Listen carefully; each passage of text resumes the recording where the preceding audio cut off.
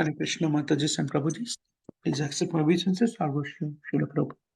हम आज शिल प्रभुपाद जी से वचित हुए भगवद गीता यथा रूप में पहला अध्याय 11 और 12 श्लोक से चर्चा करने की कोशिश करें।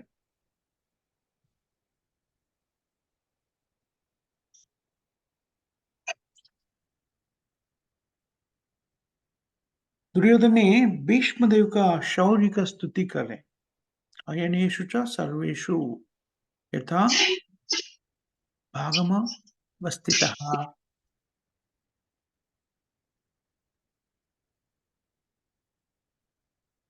पितामह भीष्म के शौर्य के स्तुति करके दुर्योधन ने विचार किया।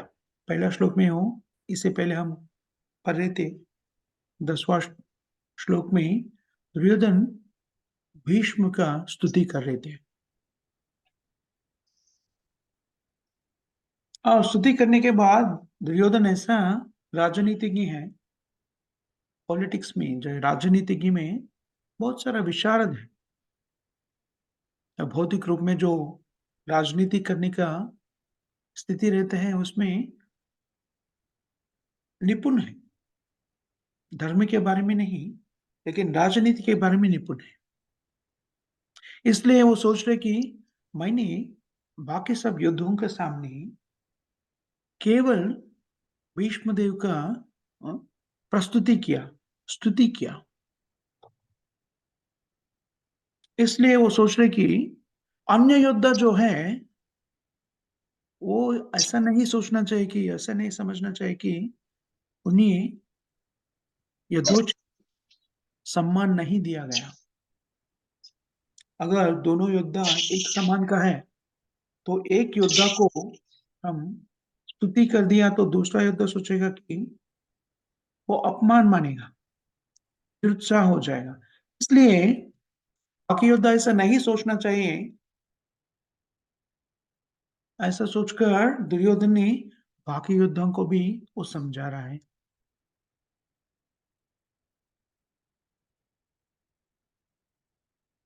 ये कूटनीति का, दुर्योधन ने कूटनीति का अनुरूप है।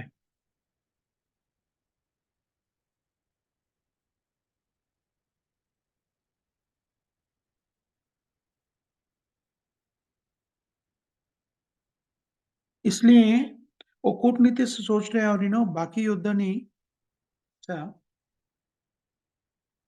सम्मान नहीं दिया, ऐसा नहीं सोचना चाहिए। इसलिए वो उन लोगों को भी स्तुति करते बता रहे हैं। हाँ, भीष्मदेव तो योद्धा है ही, फिर भी भीष्म ने वृद्ध हो गया। वृद्ध अवस्था के कारण वो चारों तरफ से युद्ध शायद नहीं कर पाएंगे। अगर भीष्मदेव ने एक तरफ से एक योद्धा से युद्ध कर रहे हैं तो दूसरे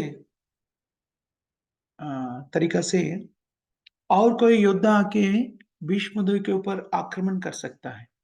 इसलिए आप सब योद्धा अपने अपने स्थान में स्थिर होकर भीष्मदेव को रक्षा कर दीजिए।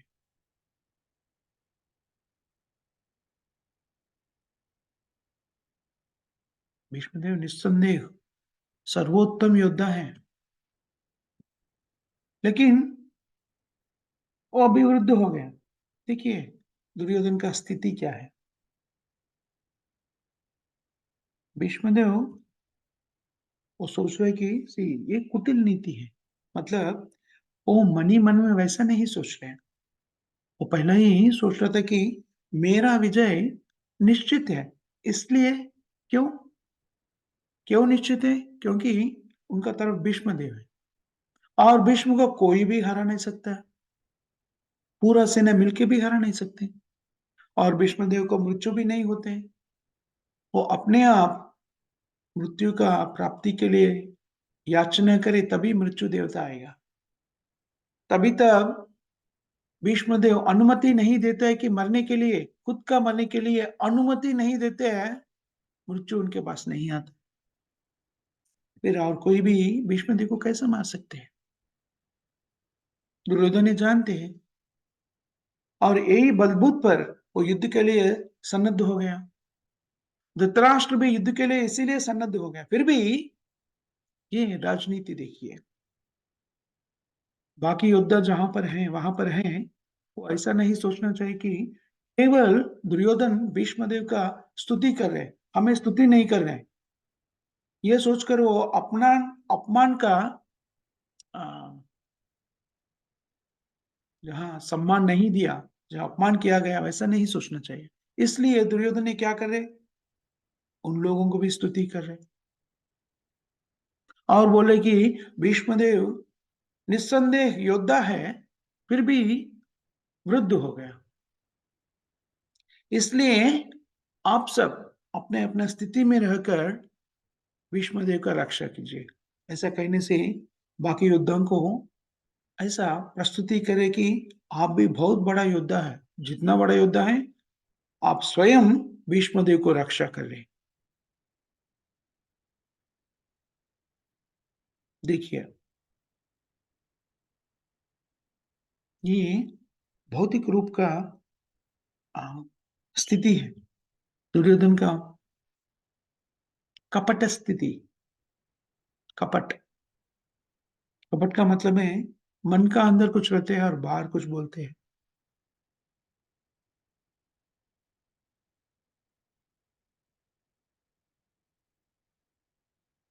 इसलिए ये दुर्योधन ने यहाँ उनका मन का स्थिति दिखा रहे और बता रहे हैं कि ये राजनीति।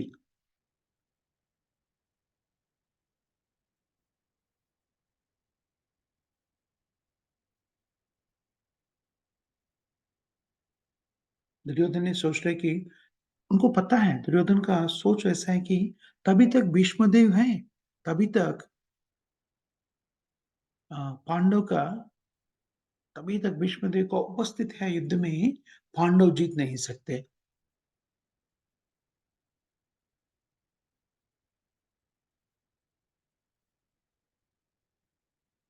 और उनको ये भी पता है, उन्हें ये पता है कि भीष्म और द्रोण को भी पांडव के अतिरिक्त, पांडव के ऊपर कुछ प्रेम है। फिर भी उसे प्रेम है, पांडवों के ऊपर प्रेम है, लेकिन तभी युद्ध करने का स्थिति आता है तो दुर्योधन सोचते कि वो उन्हें ही सहायता करेंगे, दुर्योधन के पक्ष में ही लड़ रहा भी है। और ये सोचते हैं पांडवों के ऊपर ये लोगों को कुछ प्यार तो है, प्रेम तो है, लेकिन अगर दोनों के बीच में किसको चुनना है, वो स्थिति है तो वो सोच रहे कि दुर्योधन की ही चुनेगा, क्योंकि ये लोग एक बार वैसा प्रतीत किया है जहां पर द्रौपदी देवी का वस्त्रापहरण हो रहा था, वहां पर भीष्म थे और द्रोण भी थे। द्रौपदी ने द्रोण से प्रार्थना किया, भीष्मदेव से प्रार्थना किया, भीष्म से कहा, हे भीष्मदेव, ये पितामह, आप तो कुरुवंश के वृद्ध है, सबसे बड़े हैं, आप चाहे तो महाराज धृतराष्ट्र को भी आज्ञा दे सकते हैं, आप वृद्ध है फिर भी आप आ,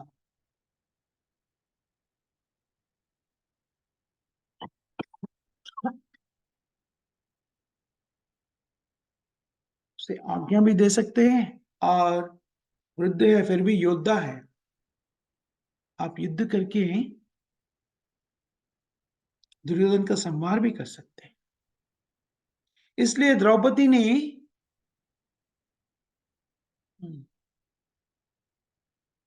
पितामह भीष्म से प्रार्थना करते कि रक्षा करने की, लेकिन भीष्म ने कुछ नहीं करता, और द्रोणाचार्य से भी प्रार्थना करते हैं। द्रौपदी ये भी बताते कि द्रोणाचार्य की ये भी याद दिलाते हैं, महाभारत में आता है, इसके बारे में विस्तार रूप में विवरण दिया गया है।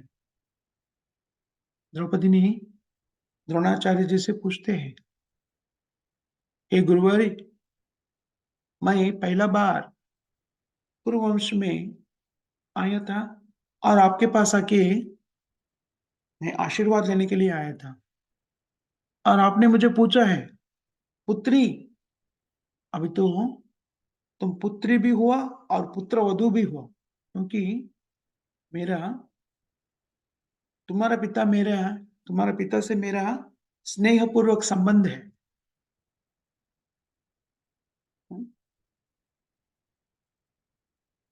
वो स्नेह के भाव से आप मेरा पुत्री बन गया और अर्जुन और पांडव मेरा शिष्य है। शिष्य के पत्नी होने से शिष्य का मतलब होता है पुत्र के समान, और तुम मेरा शिष्यों का पुत्री होकर शिष्यों का पत्नी होकर मेरा पुत्र भी बन गया। तो वो पूछते कि कौन सा संबंध से मैं आशीर्वाद दे तुम्हें। ऐसा दो दो संबंध का आ, व्यक्तिकरण करते हैं।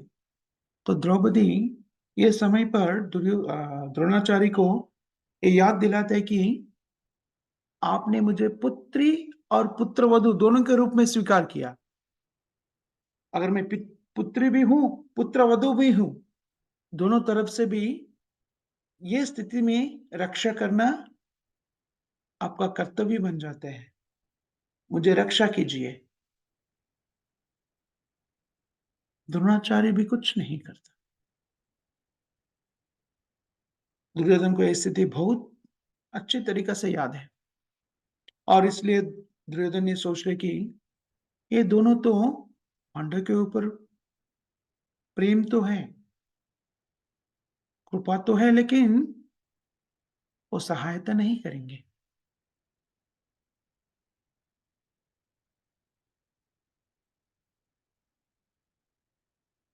क्योंकि बहुत ही दुर्भर स्थिति थी पांडव का और द्रौपदी का तो भयानक स्थिति था। वो स्थिति में वो रक्षा की प्रार्थना करे। ये दोनों क्षत्रिय भी है, योद्धा भी है और बड़े भी है, आज्ञा भी दे सकते हैं सबको। अगर वो आज्ञा का पालन नहीं किया तो अपना शस्त्र भी उठाकर उसे मार सकते हैं। उतना शक्तिमान, फिर भी रक्षा के लिए नहीं हो, द्रौपदी के रक्षा के लिए नहीं होता। इसे प्रतीत होता है कि अगर किसी के सामने अधर्म का पालन हो रहा है, अधर्म हो रहा है, तो उसे उसका प्रतिघटन करना बहुत जरूरी है। अगर हम वो अन्याय को, अधर्म को देखते रह गया तो हम भी उसमें बागी बन जाते हैं। इधर तो द्रोणाचार्य और पितामह भीष्म दोनों बड़े योद्धा है। शक्ति शक्तिमान भी हैं। उनके पास वो क्षत्रिय धर्म का पालन भी नहीं किया वो।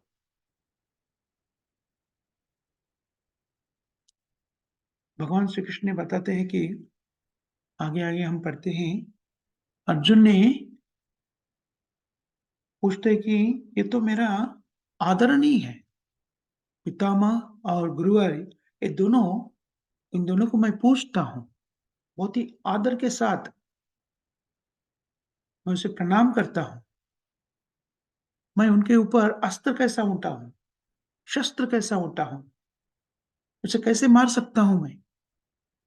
ये अर्जुन का प्रश्न था। भगवान कृष्ण ने समाधान देते उसे और बोलते कि ये जीने का योग्य नहीं है अर्जुन। इनका मृत्यु तभी हो गया था जिस दिन द्रौपदी इन लोगों से सहायता मांगी। सहायता देने का शक्ति रहने पर भी, क्षत्रिय होने पर भी, वो द्रौपदी का सहायता करने के लिए नहीं उठा। तभी ये दोनों मृत्यु का अधिकारी बन गया। लेकिन दुर्योधन सोच रहे कि उतना गंभीर स्थिति में भी ये दोनों पांडव को सहायता नहीं की, तो परिपूर्ण रूप से सोच रहे कि अभी भी ये पांडवों को सहायता नहीं करेंगे। हाँ, थोड़ा बहुत उनके ऊपर अ, उनके प्रति कुछ प्रेम है, लेकिन वो बिल्कुल उसे कुछ सहायता नहीं करेंगे। पूरा विश्वास है दुर्योधन को।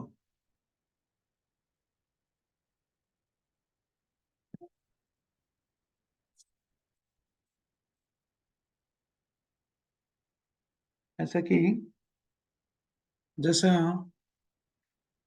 वो युद्ध गृह में उसे पांडवों को, द्रौपदी को त्याग दिया है, वैसे ही ये त्याग देगा और युद्ध करने में संकोच नहीं करेंगे।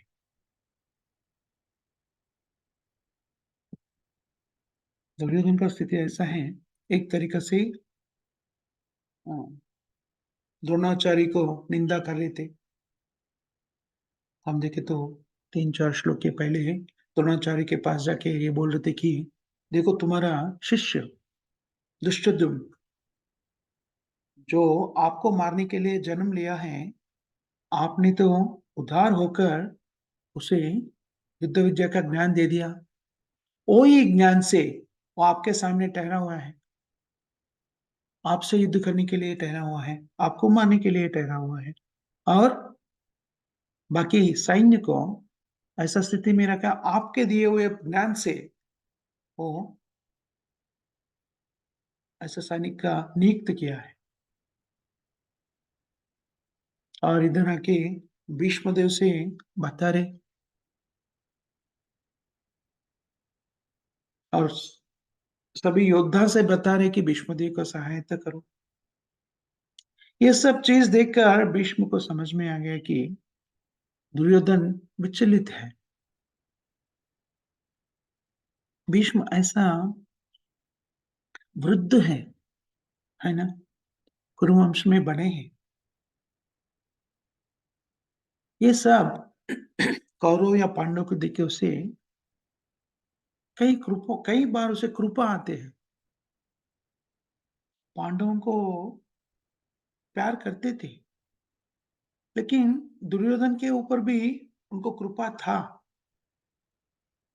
दुर्योधन मूर्ख है, अज्ञानी है, फिर भी भीष्म पितामह होने के नाते सबके ऊपर अपना प्यार का रक्षा देते थे, अपना कृपा का रक्षा देते थे। इसलिए तभी दुर्योधन को देख के भी भीष्म देव को दुर्योधन के ऊपर कृपा आया है, करुणा आया है।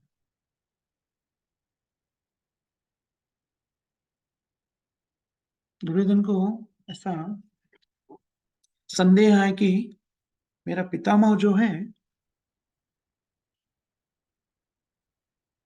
पांडव को कई बार ऐसा सोचते हैं दुर्योधन, नहीं नहीं, ये लोग तो पांडव को त्याग दिया था पहला, अभी भी त्याग देंगे।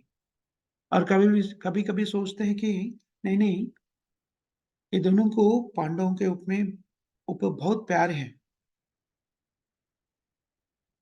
इसलिए अभी युद्ध करने में वो पूरा अपना शक्ति लगा के युद्ध नहीं करेंगे। इसलिए दुर्योधन सबको एनकरेज करना चाहते हैं, उसे प्रोत्साहित करना चाहते हैं। तस्य संजय नयन हर्षम।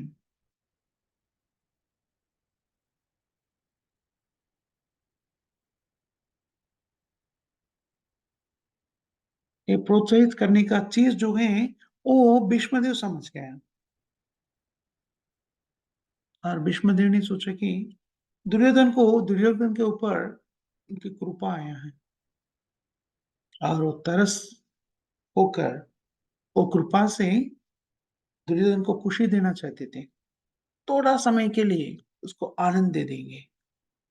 इसलिए वो क्या करते हैं, उसे थोड़ा बहुत उत्साहित करने के लिए अपना शंख ध्वनि अपना शंख को बजाया।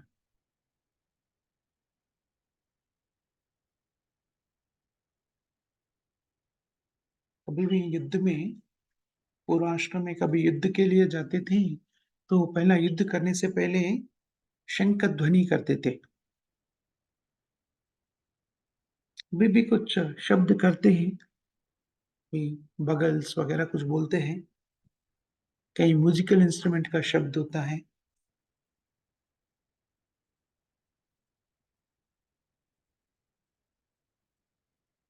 पूर्वाश्रम में वेद ने वेद नागरिकता में तभी युद्ध होता था, तो युद्ध में राजा पहले रहते थे और सैनिक पीछे रहते थे।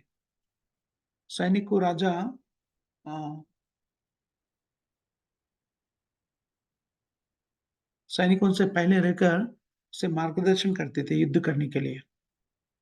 लेकिन हम देखते हैं मॉडर्न एज में आजकल अगर युद्ध होता है, तो राजा कहीं भी अपना पैलेस में बैठते हैं, युद्धभूमि में आते भी नहीं हैं। साधारण सैनिक युद्ध करने के लिए जाते हैं।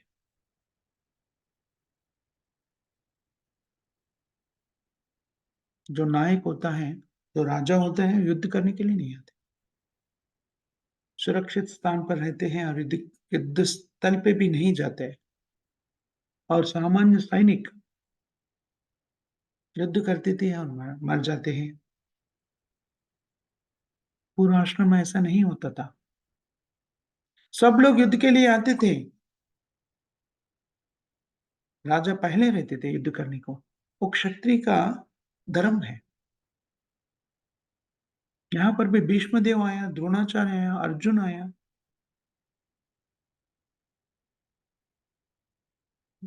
वो सब उधर युद्ध करने के लिए आए हैं। केवल साधारण सैनिक को भेजकर वो अपने अपने स्थान में राज्य में नहीं बैठा।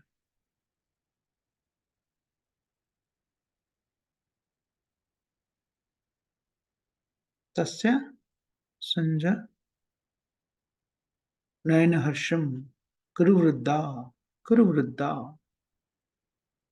कुरु वंश में वृद्ध कुरु वंश में वृद्ध कुरु वृद्धा पितामह पितामह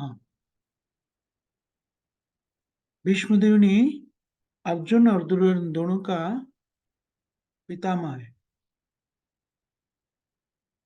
धृतराष्ट्र का अ, चाचा है। चाचा नहीं, एल्डर अंकल क्या बोलते हैं ऐसे? पिताजी का बड़े भाई।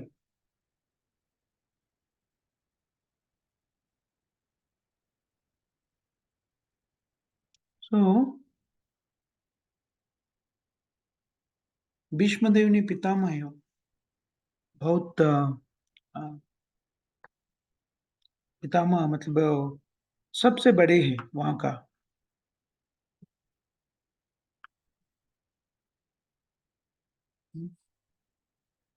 पूरा वंश में भी बड़े हैं, पूरा डायनेस्टी का बड़े हैं।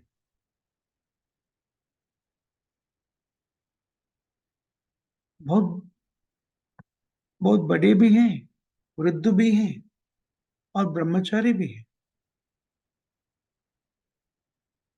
फिर भी युद्ध करने के लिए सिद्ध हो गया। ये एक क्षत्रिय का कर्तव्य है। क्षत्रिय वैसे ही करते हैं। पूरा कुरुवंश के पूरे अ, पुरुष रणभूमि में है। केवल धृतराष्ट्र नहीं थे, क्योंकि शारीरिक रूप से धृतराष्ट्र युद्ध करने के लिए सही नहीं था। उनका शारीरिक स्थिति ठीक नहीं है, वो अंधा है। इसलिए वो युद्ध भूमि में नहीं है। नहीं तो देखो भीष्मदेव आया है, इतना एज्ड है, इतना पुराना, इतना वृद्ध है, फिर भी युद्ध करने के लिए आए। तभी युद्ध का निश्चय होता है, तभी विश्राम करने का कुछ समय नहीं रहता। युद्ध में गया मतलब प्रत्यर्थी को मारना चाहिए, नहीं तो खुद को मारना चाहिए, तभी तक युद्ध होते ही रहता है। ये निर्णय नहीं होने तक, ये निर्णय तभी तक नहीं होता, तभी तक युद्ध होते रहते हैं। अगर खुद मरना चाहिए, नहीं तो अपना शत्रु को मारना चाहिए, तभी तक युद्ध होता था।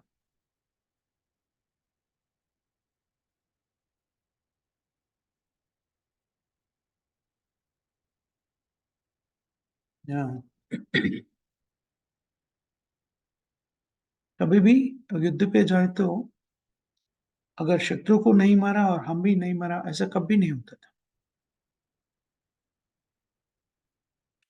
कोई ना कोई मरना चाहिए, तभी युद्ध का समाप्त हुआ, तभी तक युद्ध करते थे। हम श्रीमद् भागवत में देखते हैं, जरासंध जरासंध और भीम महाभारत में आते हैं भी। ये दोनों के जी बीच में युद्ध, दिन और रात युद्ध होते जा रहा था, होते जा रहा था।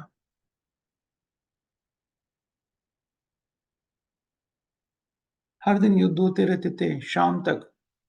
तभी रात हो जाते थे, तभी आ, भीम और जरासंध दोनों युद्ध रुक देते थे। सूर्योदय से सूर्यास्त तक युद्ध करते थे। रात में विश्राम करते थे। और जरासंध का अतिथि थे भीम।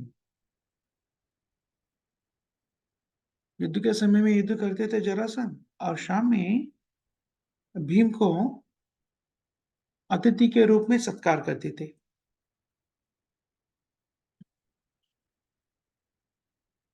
वैसा 28 डेज, 28 दिन जरासंध और भीम के बीच में युद्ध हुआ था।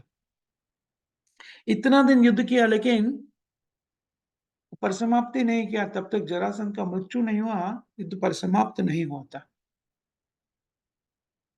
तो निर्णय नहीं हुआ कौन जीता है कौन मरा है, तभी तक युद्ध चल रहा था। वो तभी 28 डेज ऐसा युद्ध चल रहा था। और जरासंध का एक स्थिति था, तो जन्म लेते समय में भी दोनों टुकड़े होकर जन्म लिया था। माता के गर्भ से दोनों टुकड़े होकर जन्म लिया था। और राजा और रानी दोनों भयभीत हो गया वो टुकड़ों को देखकर। और बताया गया कि सैनिक को बताया कि वो आ, देश से दूर उसे फेंक फेंक दिया जाए। तो सैनिक उसे फेंक देते हैं, वन में फेंक देते हैं। वो वन में एक राक्षसी रहते थे, जरा नामक राक्षसी। और वो देखते हैं ये दोनों, वो खाने के लिए उठाते हैं दोनों टुकड़ों को। और ऐसे ऐसे खेल खेल में वो दोनों टुकड़े को उठा के वो एक साथ लाते हैं, तो दोनों टुकड़े जुड़कर बालक बन जाते। जरा नामक राक्षस से जुड़ा हुए सो हैं, इसीलिए उन्हें जरासंध कहला गया। संध मीन्स, संधि मीन्स एक एकत्रित करना। और दोनों टुकड़ों को एकत्रित किया गया है जरा नामक राक्षसी से, इसलिए वो जरासंध कहला गया। और जरा ने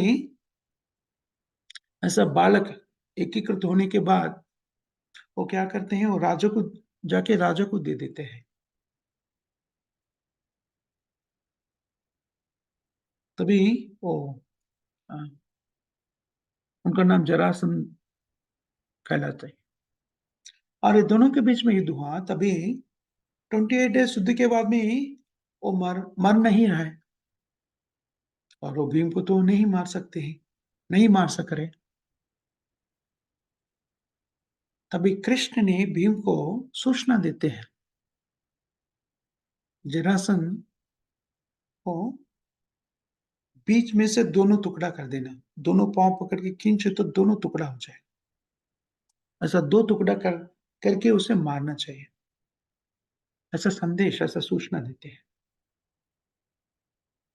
वो सूचना स्वीकार करके भीम ने जरासंध को वध करते हैं। जरासंध में वो जो दोष था, वो जरासंध एक व्यक्ति के रूप में प्रकट नहीं हुआ माता के गर्भ से। दोनों टुकड़े से अ, प्रकटित हुआ, दोनों टुकड़े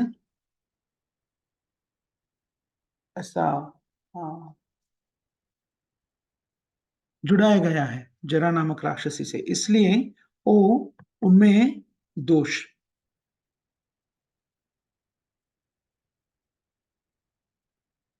इसका सूचना श्री कृष्ण भगवान ने भीम को देता है, उससे भीम जरासंध को मारते।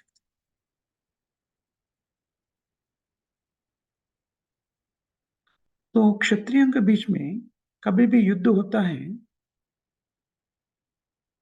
एक ना एक दोनों पक्ष में से एक पक्ष पूरी तरीके से विजय नहीं होता, दूसरे पक्ष को नहीं मारता।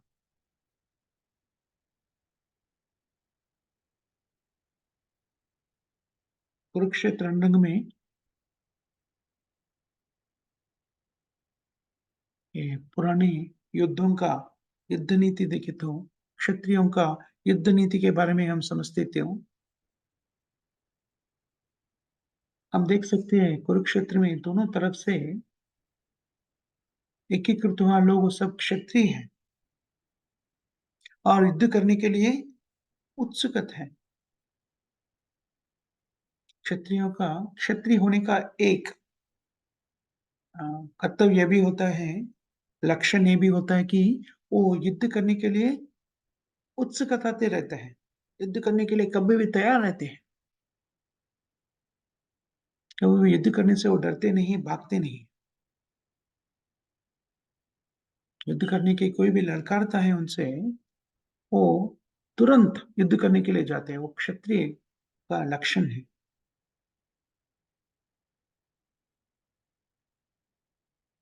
ईश्वर भावम च। ईश्वर भावा की मतलब ईश्वर भावम च मतलब Lord it over the material nature अंग्रेजों में बोलते हैं। दूसरों के ऊपर अपना आधिपत्य चलाने का इच्छा रखते हैं और दानी भी होते हैं। जो क्षत्रिय होते हैं, पालन करने का इच्छा रखते हैं और दानी भी होते हैं। दान करने में भी आगे रहते हैं। ये दोनों क्षत्रिय का लक्षण है। भगवत गीता में ब्राह्मणों का लक्षण क्या होता है और क्षत्रिय का क्या लक्षण होता है और वैश्य का क्या लक्षण होता है, शूद्र का क्या लक्षण होता है, ऐसा बताया गया है। वेद नागरिकता के वेद शास्त्रों के अनुसार समाज अपना जीवन जीते थे। सब लोग ये वेद शास्त्र का नियमों के पालन करते थे। समाज में वैसे तो भी ब्रह्म जानाति ब्राह्मण, ब्राह्मण तो वेद शास्त्र को अध्ययन करते थे और वो अध्ययन करके वेदों का ज्ञान के अनुसार क्षत्रिय को मार्गदर्शन करते थे, राजा को मार्गदर्शन करते थे और राजा क्षत्रिय वैश्यों को मार्गदर्शन करते थे और वैश्य अपना वाणिज्य में व्यापार में शूद्रों को शूद्रों को काम देकर वो अपना कर्तव्य निभाते थे। इस तरीका से चारों वर्ण चतुर्वर्णम मया सृष्टिम गुना कर्मा विभागसा, चारों वर्ण ब्राह्मण क्षत्रिय वैश्य और शूद्र समाज में अच्छा एक सुखमय जीवन जीते थे। क्षत्रिय क्षत्रिय का कार्य करते थे। क्षत्रिय का कार्य क्या है? प्रजा का रक्षा करना। समाज में प्रजा मतलब सब लोग धरित्री में उनका आधीन में है। भूमि में जो भी है, वो पशु हो, पक्षी हो, वृक्ष हो और मनुष्य हो, सबको रक्षा करना। वैसे ही वैश्य का क्या धर्म है? वैश्य का धर्म है व्यवसाय करना, वाणिज्य करना, बिजनेस एंड और क्या है?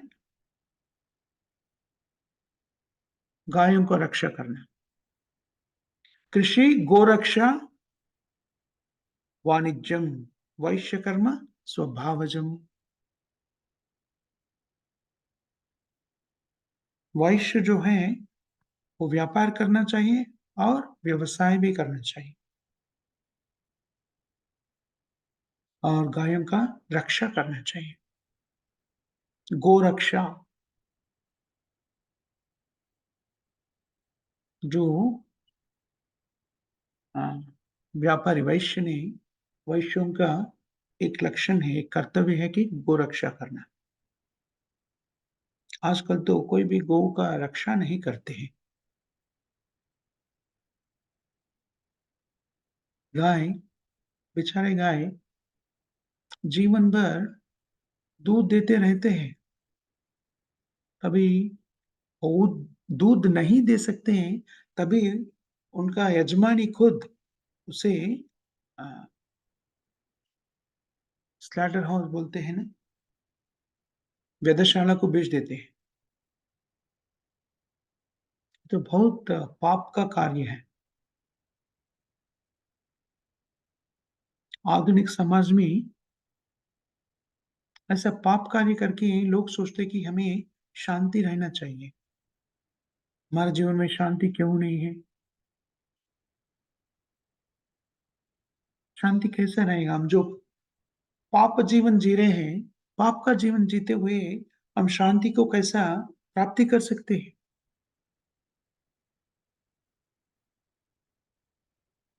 इसलिए समाज में वेद नागरिकता के अनुसार, वेद शास्त्रों के अनुसार ब्राह्मण, क्षत्रिय, वैश्य, शूद्र, ये चारों वर्ण का आवश्यकता है। और चारों वर्ण ऐसा तो भी है, ये चारों वर्ण अगर हम वो नाम से पुकारा नहीं पुकारा, फिर भी वो चारों वर्ण है। कैसा है? ब्राह्मण के मतलब है इंटेलिजेंट क्लास, जो समझदारी बुद्धिमान होते हैं, वो ब्राह्मण का वर्ण है। और क्षत्रिय का वर्ण है किसको? किसी को राज्य का पालन करने का आसक्ति है, उसे क्षत्रिय कहे जाते हैं। और किसी को व्यापार करने का आकांक्षा होते हैं, वो उसे वैश्य कहे जाते हैं। और ये सब कुछ करने के लिए भी इच्छा नहीं है किसी के पास, सेवा करने के लिए जाते हैं, वो शूद्र है। तो ये चारों वर्ण पूरा जगत में अभी भी है। कोई भी नाम से पुकारो, लेकिन ये चारों वर्ण है। लेकिन ये चारों वर्ण वाले अपने अपने गुणों के अनुसार अपना कर्म करते हैं, तो समाज शांतिमय जीवन बिताते हैं।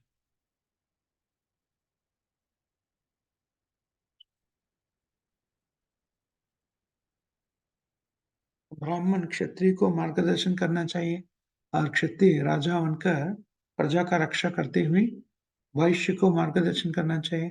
वैश्य अपना कर्तव्य निभाते निभाते शूद्र को वो कर्तव्य के अपना कर्तव्य के पालन में, कर्म में, कार्यक्रम में लगा देते हैं। वैसा चारों वर्ण अपना अपना कर्तव्य निभाते हुए शांतिमय जीवन जी सकते हैं।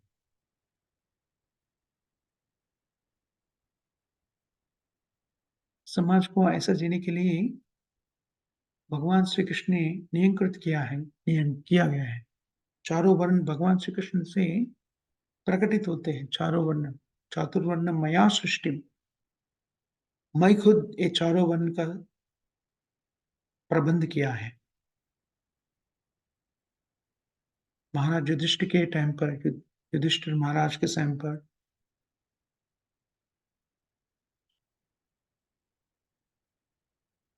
हम्म, कामम वर्ष पर्जन्य,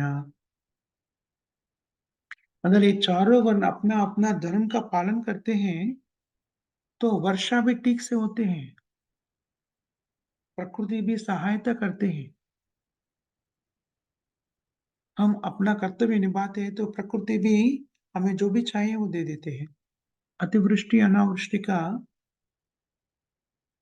कोई अ, वेदना नहीं होता है।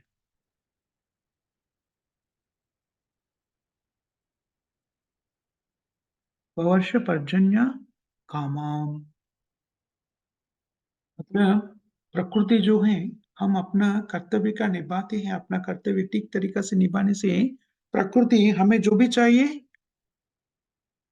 ते देती है। लोग कई बार बोलते हैं कि इतना वर्षा हो रहा है, अतिवृष्टि अनावृष्टि, इतना गर्मी हो रही है, इतना ठंडी हो रही है, सब क्यों हो रहे हैं? क्योंकि लोग अपना धर्म भूल गया। अपना धर्म क्या है? जीव का एकमात्र धर्म है भगवान श्री कृष्ण का सेवा में उपस्थित होना।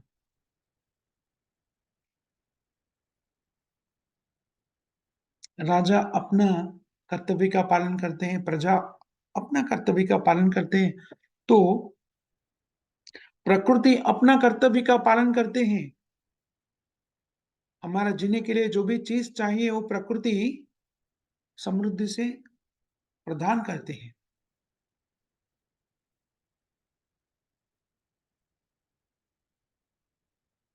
आधुनिक जीवन में पूरा जगत में पूरा भूगोल में स्थिति अस्त व्यस्त है।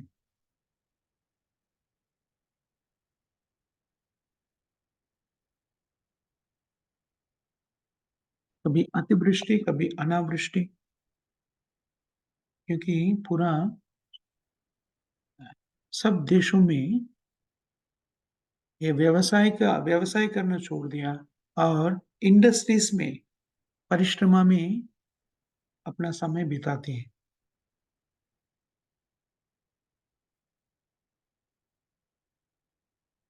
कई बार इंडस्ट्रीज वैसा परिश्रमा नहीं है, वहां पर भी व्यवसाय नहीं कर रहे, क्योंकि एक कारण है, व्यवसाय करने के लिए वर्षा का जरूरी है।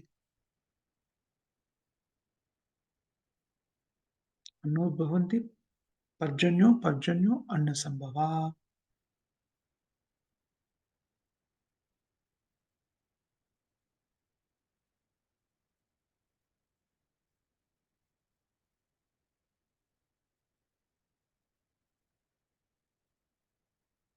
यज्ञोत भवन्ति पर्जन्यो। पर्जन्य का मतलब है अ, उसे क्या बोलते हैं? रेन्स। पर्जन्य मतलब रेन्स। रेन कैसा आते हैं? वर्षा कैसा आते? पर्जन्य मतलब यज्ञ। यज्ञ करने से वर्षा का संभव होता है। वर्षा आने से हमें अ, अनाज अनाज का उत्पत्ति होते हैं। यज्ञ कैसा यज्ञ करना चाहिए फिर? कलयुग का एकमात्र यज्ञ है हरेर नाम हरेर नाम केवलम। कलयुग नास्ते व गत्रन्यथा। कलयुग का निर्देशित यज्ञ है हरे कृष्ण महामंत्र का जाप करना। हरे कृष्ण कृष्ण कृष्ण हरे हरे, हरे राम राम हरे हरे। यज्ञ करने से वर्षा होते हैं। वर्षा होने से अनाज का उत्पत्ति होते हैं। अनाज उत्पत्ति हुई वो हम आहार के रूप में ले सकते हैं। मनुष्य भी ले सकते हैं, पशु भी ले सकते हैं। सब जीव वही आहार से अपना जीवन बिताते हैं। और कलयुग का एकमात्र यज्ञ यज्ञ संकीर्तन पाए जहंती सुमेधसा।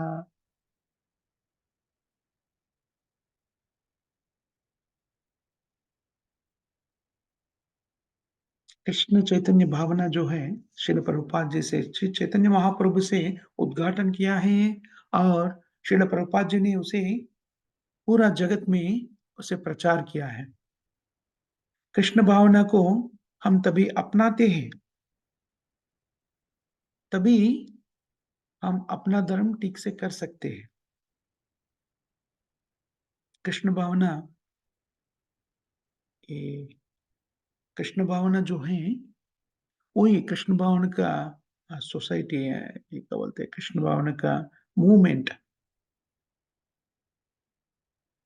ये समझकर सब लोगों को अपना अपना कर्तव्य निभाने के लिए प्रचार कर रहे हैं। लोगों का कर्तव्य क्या है? मनुष्य का एकमात्र कर्तव्य क्या है? भगवान श्री कृष्ण का सेवा में उपस्थित रहना। और भगवान कृष्ण का सेवा में उपस्थित रहने का एकमात्र निर्देशित विधान क्या है कलयुग में?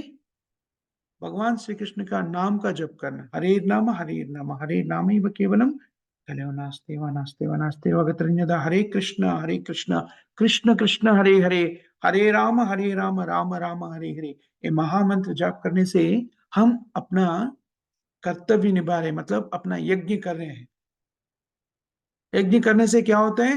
वर्षा होते हैं, वर्षा होने से अनाज उबलते हैं, अनाज उबलने से हम हमको आहार खाने के लिए जो चीज चाहिए वो मिल जाते हैं, उसे हम जीवित रह सकते हैं। जीवित क्यों रहना चाहिए? अपना कर्तव्य निभाना। क्या है अपना कर्तव्य? एकमात्र कर्तव्य भगवान श्री कृष्ण का सेवा में उपस्थित हो।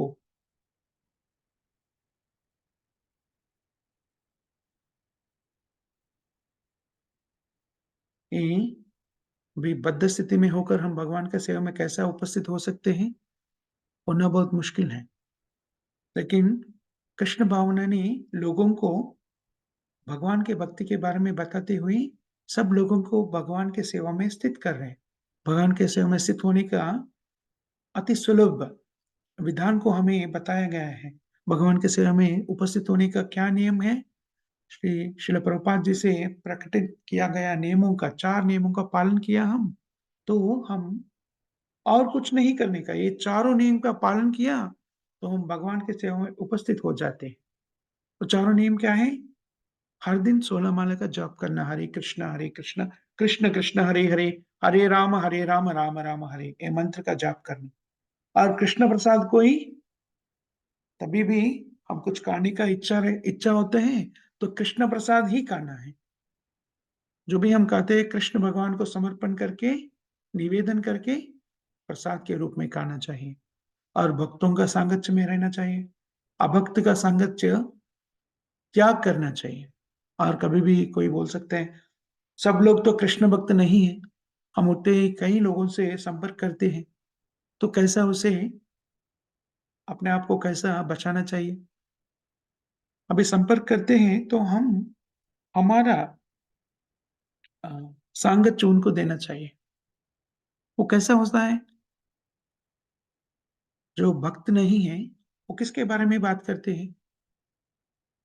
पॉलिटिक्स, मूवीज, नहीं तो और नाइबर्स, उनके बारे में, आदूबादी वाले के बारे में, सिनेमा के बारे में, नहीं तो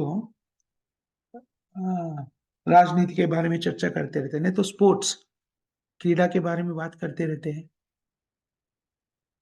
और कभी-कभी लोग अपनी-अपनी तकलीफ़ा बाँटते रहते हैं, अपनी स्थिति को बताते रहते हैं। वो सब चीज़ों में तभी सुनते ही हम वो कृष्ण भावना से जुड़ाना और बोलना कि वो तकलीफ़ क्यों आ रहे हैं? हम अपना कर्तव्य नहीं निभा रहे। अपना कर्तव्य क्या है? भगवान का भक्ति में रहना चाहिए। ऐसा जो भी जो भी बात करते हैं हम, शास्त्रों के दृष्टिकोण से हम देखते हैं, शास्त्रों के माध्यम से देखते हैं, तो हम उन लोगों को भक्ति के बारे में बोल सकते हैं। उस तरीका से हम हमारा सांगत्य उनको दे सकते हैं। तो ये बहुत ज़रूरी है, अगर हम कृष्ण भावना में हैं, भक्तों का सांगत्य में हैं, भगवान के लीला को वर्णन करते हैं, श्रवण करते हैं, चर्चा करते हैं, तो भगवान के बारे में सोचते हैं, तभी भगवान के बारे में बात करने का, कृष्ण के बारे में बात करना भी बहुत ही आसान हो जाते हैं। इसलिए हमको नित्यम भागवत सेवा, हर दिन भगवत गीता और भागवतम को श्रवण करना चाहिए, चर्चा करना चाहिए और भगवान का नाम जप करना चाहिए।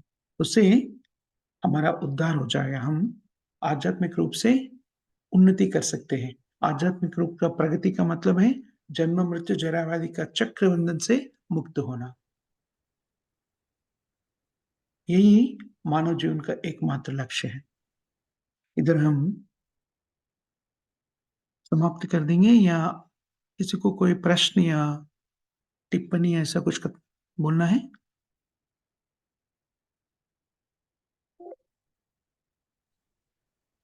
किसी को कोई प्रश्न वगैरह नहीं तो हम इधर समाप्त कर देंगे।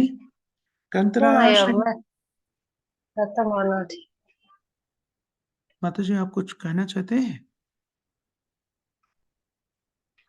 कंतरा श्रीमद् भागवतम की जय हरिनाम संकीर्तन की जय नामाचार्य हरिदास ठाकुर की जय सामूहिक भक्त वृंद की जय कंतरा श्रीमद् भागवतम की जय। Thank you very much. बहुत बहुत शुक्रिया माता जी से प्रभु जी श्रील प्रभुपाद जी हरे के कृष्ण प्रभु जी, दंडवत प्रणाम। हरे कृष्ण प्रभु प्रभुपाद जी के ग्रंथों से चर्चा करने की मौका दिया है। आप सब लोगों को बहुत बहुत धन्यवाद। हरे कृष्णा। हरे कृष्ण प्रभु जी, दंडवत प्रणाम। हरि हरि हरे बोल। कृष्ण प्रभु जी, दंडवत प्रणाम। हरे कृष्णा। मतलब